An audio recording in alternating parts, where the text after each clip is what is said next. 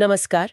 आज हम एक इंडोनेशियाई हॉरर फिल्म हेरलिना बदला लेने वाली आत्मा के सारांश पर एक गहन चर्चा करने वाले हैं। जी, ये कहानी है एक बोर्डिंग स्कूल की, वहाँ होने वाली बदमाशी की और उसके बाद जो भयानक चीजें होती हैं उनकी। हाँ, और हमारा मकसद सिर्फ कहानी दोहराना नहीं है, बल्कि इसकी परतों को खोलना है, जैसे किरदार, घटनाएं और वो चौंकाने वाले मोड़ जो इस सारांश में बताए गए हैं। बिल्कुल, समझने की कोशिश करेंगे कि बदमाशी का असर क्या होता है, दुख इंसान से क्या करवा सकता है और ये बदले की भावना कहाँ तक जा सकती है। तो चलिए शुरू करते हैं।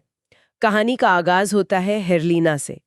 एक नई लड़की है स्कूल में। हाँ, और आती ही वो सुबह की प्रार्थना में सो जाती है। छोटी सी गलती लगती है सुनने में। हाँ, पर इसकी सजा पूरी क्लास को भुगतनी पड़ती है, स्कूल की सफाई। और यहीं से एक और छात्रा ओबी, वो हेरलिना से बहुत ज्यादा चिढ़ जाती है। उसे लगता है हेरलिना की वजह से ये सब हुआ, तो वो उसे ताने मारती है, अकेला छोड़ देती है। सिर्फ उसकी रूममेट रानुम वही उसके साथ रहती है और यही उनकी दोस्ती थोड़ी गहरी होती है। हेलिना बताती भी है रानुम को कि उसे ये बोर्डिंग स्कूल के नियम वगैरह समझने में मुश्किल हो रही है। वो अकेली बेटी है, हमेशा अपनी मर्जी से जिए। तो मतलब वो माहौल में ढल नहीं पा रही थी शायद। हाँ, कुछ ऐसा ही लगता है। और फिर तनाव और बढ़ता है जब पेरेंट्स मिलने आते हैं। हेलिना जाना चाहती है घर, पर माँ कहती है कि एक सेमेस्टर तो रुको। और उसी दौरान हेलिना देख लेती है कि ओबी के माँ बाप उसे डांट रहे हैं, शायद हेलिना की शिकायत की वजह से। अच्छा, तो ओबी का गुस्सा तो और भड़क गया होगा। बिल्कुल, और यहीं से बदमाशी सिर्फ बातों तक नहीं रहती, वो फिजिकल हो जाती है, बहुत बुरी तरह से। हाँ, वो रात वाला वाकया बहुत ही भयानक है। हाँ। ओबी और उसकी सहेलियां हेलिना के कमरे में घुसती हैं, बाल खींचना, थप्पड़ मारना। और वो सबसे बुरा, घर से आया खाना चबाकर उसके मुंह पर थूकना। ये तो मतलब। ये सिर्फ मारना नहीं, ये किसी की इज्जत पर हमला है, बहुत ही अपमानजनक। और जब हेरलिना बचने की कोशिश करती है तो गिर जाती है गरम इस्त्री पर, हाथ जल जाता है उसका। और ओबी रुकती नहीं, वो उसी जली हुई स्त्री से उसे और डराती है। क्रूरता की हद है ये। ये दिखाता है कि कैसे बदमाशी बहुत जल्दी खतरनाक मोड़ ले सकती है। ये कोई मजाक नहीं रह जाता। बिल्कुल, और शायद स्कूल का माहौल भी ऐसा था जहां ये सब पनप सका। फिर हेरलिना भागती है रानूम के पास मस्जिद जाने के लिए, और वो लड़कियां उसे फिर पकड़ लेती हैं। और फिर वॉशरूम में ले जाकर। ये तो और भी भयानक था। हाँ, उसके जले हुए हाथ को डिटर्जेंट वाले पानी में डुबोना, सोचिए कितना दर्द हुआ होगा। फिर ठंगे पानी से भिगोना, बुरी तरह पीटना। बेचारी लड़की डर के मारे वो स्कूल गेट पार करके भागती है और एक कार से टकरा जाती है। हाँ, यहाँ कहानी एकदम दुखद हो जाती है। अस्पताल में उसकी हालत बहुत नाजुक होती है। पिता जब आते हैं और बेटी के शरीर पर वो निशान देखते हैं, जलने के, पिटाई के। उनका गुस्सा बिल्कुल जायज था। और फिर कुछ ही वक्त में हेरलिना की मौत हो जाती है। एक जिंदगी, स्कूल की लापरवाही और कुछ लड़कियों की वहशीपन की भेंट चढ़ गई। लेकिन जैसा आपने कहा, कहानी यहाँ खत्म नहीं होती। नहीं, अब शुरू होता है अलौकिक पहलू। हेरलिना की मौत के एक हफ्ते बाद रानुम को वो दिखती है कपड़े सुखाते हुए, पर उसका चेहरा एकदम पीला, जैसे मुर्दे का होता है। जाहिर है सब डर जाते हैं, खासकर वो लड़कियां जिन्होंने उसे तंग किया था, ओबी और उसकी सहेलियां। और इसी बीच स्कूल का रवैया देखिए। स्टाफ मीटिंग होती है, प्रिंसिपल बाहर है, और कोऑर्डिनेटर साहिबा क्या कहती हैं कि स्कूल की इज्जत बचानी है तो मामले को दबा दो, कोई जांच नहीं होगी। बस अंदरूनी तौर पर उन लड़कियों को चेतावनी दे देंगे। ये तो कमाल है। ये बहुत आम रवैया है कई संस्थानों का, अपनी इमेज बचाने के लिए सच्चाई को दरकिनार कर देना। क्या इससे ये संदेश नहीं जाता कि बदमाशी कोई बड़ी बात नहीं है, कि ये सब चलता है? बिल्कुल, यही संदेश जाता है। खैर, अब अलौकिक बदला शुरू होता है। रात की ड्यूटी पर ओबी की एक सहेली अजीब बर्ताव करने लगती है। हाँ, उसकी आंखें और चेहरा काला पड़ने लगता है। और वो ओबी पर हमला कर देती है, कहती है ये तुम्हारे किए की सजा है। और उसका चेहरा हेरलिना जैसा भयानक हो जाता है। उफ। फिर एक टीचर आकर उसे बचाता है। हाँ, वो उस लड़की पर पानी छिड़कते हैं। तो वो थोड़ी देर के लिए शांत होती है। उन्हें समझ आ जाता है कि ये कोई आम दौरा नहीं है, कोई बाहरी शक्ति है। ओबी तो बुरी तरह डर गई होगी। हाँ, वो अपने कमरे में बंद हो जाती है। उसे अपनी दोस्त चिटी में भी हेरलिना का चेहरा दिखने लगता है।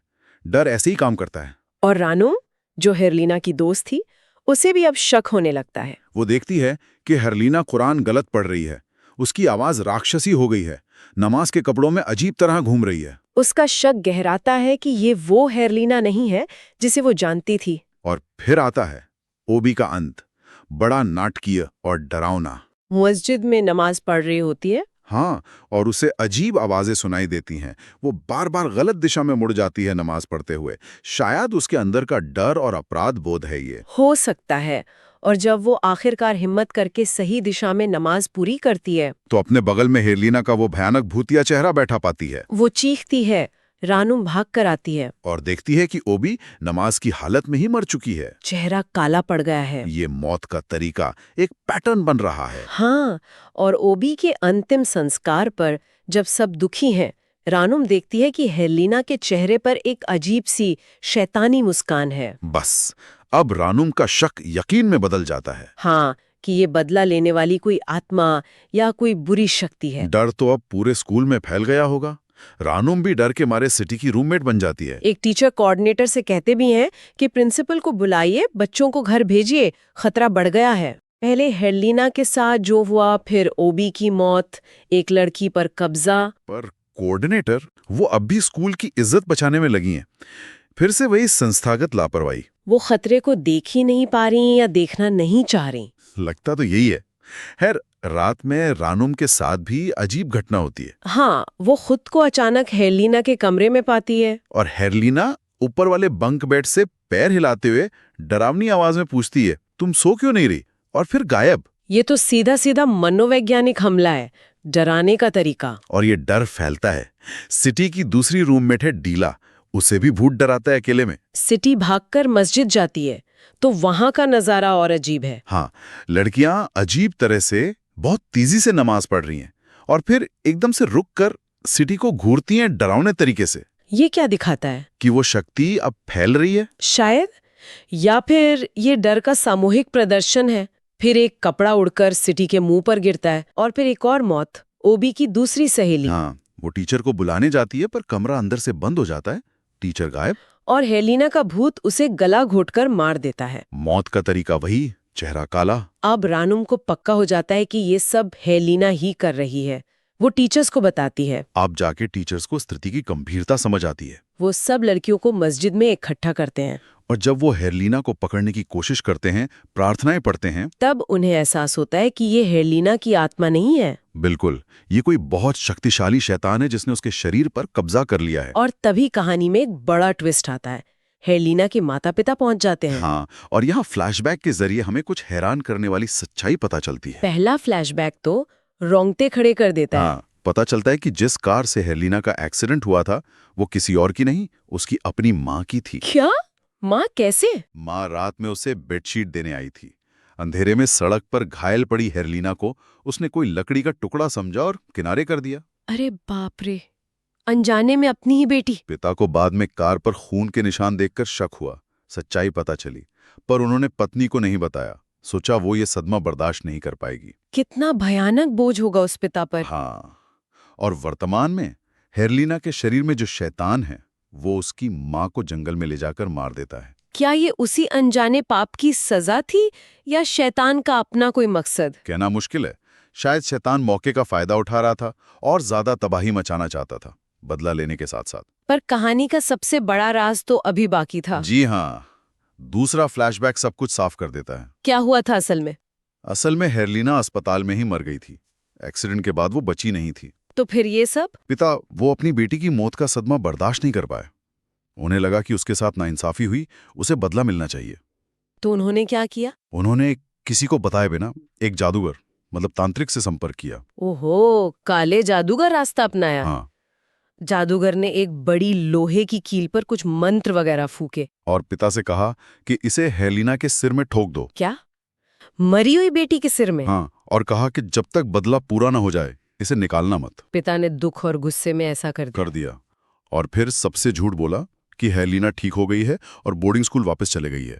तो जो हेरलीना स्कूल लौटी, जिसने ओबी और दूसरों को मारा, वो हेरलीना थी नहीं। वो एक शैतान था जिसे पिता ने अनजाने में अपनी बेटी के शरीर में बुला लिया था, उस कील के जरिए। ये तो बहुत ही ज्यादा चौंकाने वाला है। पिता का दुख समझ आता है, पर ये तरीका कितना भयानक। हाँ, दुख और बदले की भावना इंसान को किस हद तक ले जा सकती है, ये उसका एक बहुत ही डार्क उदाहरण है। उन्होंने अपनी ही बेटी के शरीर का इस्तेमाल एक शैतानी शक्ति के लिए किया। और अब वर्तमान में जब पिता ये सब तबाही अपनी आंखों से देखते हैं, अपनी पत्नी की मौत, दूसरी लड़कियों का मारा जाना, तब उन्हें एहसास होता है कि ये उनकी बेटी नहीं है, ये कोई शैतान है जो उनकी बेटी का नाम इस्तेमाल करके ये सब कर रहा है, उसे बदनाम कर रहा है।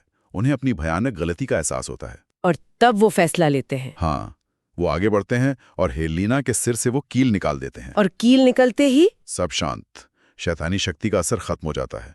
वो शरीर बेजान होकर गिर पड़ता है। तो अंत में हेलेना के मृत शरीर का सही तरीके से अंतिम संस्कार होता है। और स्कूल वो इन भयानक घटनाओं के बाद बंद कर दिया जाता है।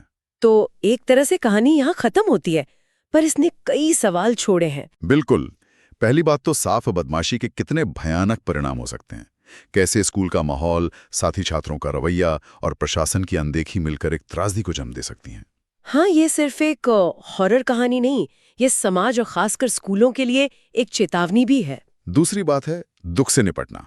पिता का दुख इतना ज्यादा था कि उसने सही गलत सोचने की क्षमता खो दी और एक बहुत ही खतरनाक रास्ता चुन लिया। ये दिखाता है कि दुख कितना विनाशकारी हो सकता है अगर उसे सही तरह से संभाला ना जाए। और तीसरा पहलू जो बहुत अहम है, ये काले जादू या अलौकिक शक्तियों का सहारा लेने का खतरा। पिता ने बदला लेने के लिए एक शक्ति को बुलाया, पर वो शक्ति उनके काबू से बाहर हो गई, उसका अपना एजेंडा बन गया। हाँ, शैतान सिर्फ उन लड़कियों तक नहीं रुका जिन्होंने हरलीना को तंग किया था। उसने हरलीना की मां को भी मारा, शायद और भी मारता अगर कील ना निकाली जाती। मतलब बदले के लिए शुरू की गई चीज खुद ही और बड़े विनाश का कारण बन गई। यही शायद सबसे बड़ा सबक है, बदले की आग अक्सर खुद को ही जला देती है। और कहानी के अंत में एक और बात है जो सोचने पर मजबूर करती है। हाँ, वो जादूगर वाला हिस्सा। जब सब शांत हो जाता है तो वो जादूगर पिता के पास आता है और क्या कहता है? वो उन्हें याद दिलाता है कि कील को बदला पूरा होने से पहले निकाल दिया गया। अच्छा, तो इसका क्या मतलब हुआ? मतलब क्या पिता ने उस जादूगर के साथ जो सौदा किया था उसे बीच में ही तोड़ दिया? क्या इसके कोई परिणाम होंगे? क्या पिता को अब उस सौदे की कोई कीमत चुकानी पड़ेगी? तो क्या ये डरावनी घटनाओं का सिलसिला वाकई खत्म हो गया है या ये सिर्फ एक ठहराव है? यही सवाल कहानी हमारे लिए छोड़ जाती है, एक अनिश्चितता कि क्या सच में सब ठीक हो गया है या अभी कुछ और होना बाकी है। ये एक ऐसा बिंदु है जो कहानी खत्म होने के बाद भी दिमाग में घूमता रहता है।